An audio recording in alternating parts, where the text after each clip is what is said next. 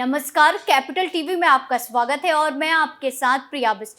कांग्रेस के वरिष्ठ नेता ने दावा किया है कि बहुजन समाज पार्टी को गठबंधन में शामिल किए बिना मोदी को उत्तर प्रदेश में हराना संभव नहीं है। उन्होंने कहा कि अगर बीजेपी को हराना है तो इंडिया गठबंधन में मायावती को शामिल करना होगा। इसके लिए मैंने उन्हें आमंत्रित किया है। क्या है पूरा मामला, देखिए इस रिपोर्ट में।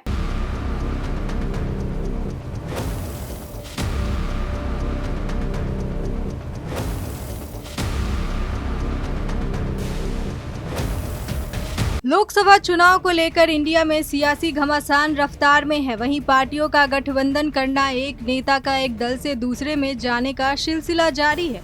चुनाव में मुख्य मुकाबला बीजेपी के मार्गदर्शन वाले एनडीए और विपक्षी गठबंधन इंडिया में माना जा रहा है। दोनों ही अपना राजनीतिक घराना बढ़ाने में जुटे हुए हैं।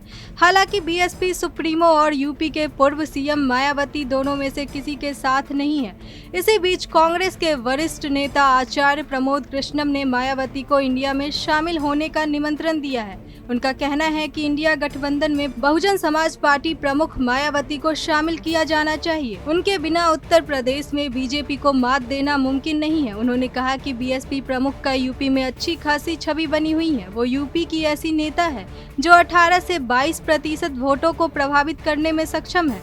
अगर मायावती इंडिया गठबंधन में नहीं आती हैं तो प्रधानमंत्री नरेंद्र मोदी को नहीं हराया जा सकता है। ऐसे में उनका साथ जरूरी है ताकि सूबे में बीजेपी के विजय रथ को रोका जा सके। आपको बता दें कि तमाम विपक्षी दलों के इंडिया गठबंधन में बीएसपी सुप्रीमो मायावती शामिल नहीं है। उन्होंने आगामी चुनावों में अकेले ही चुनाव मैदान में उतरने का फैसला किया है। वहीं इंडिया गठबंधन एकजुट होकर आने वाले चुनाव में बीजेपी के खिलाफ मैदान में उतरने की तैयारी कर रही है।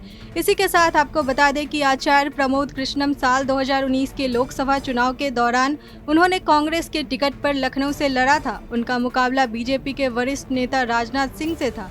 इस चुनाव में उन्हें बुरी तरह हार का सामना करना पड़ा था।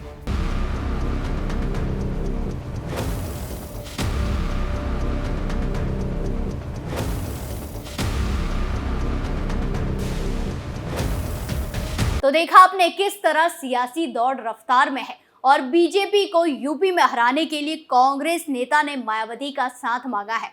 वहीं मायावती साफ कह चुकी है कि वो एनडीए और इंडिया में से किसी के साथ नहीं जाएगी, बल्कि अकेली ही चुनाव लड़ेगी। अब देखना यह है कि मायावती की क्या प्रतिक्रिया सामने आती है। इस रिपोर्ट में फिलहाल के लिए इतना ही। बाकी तमाम खबरों के लिए देखते रहिए कैपिटल टीवी उत्तर प्रदेश। नमस्कार।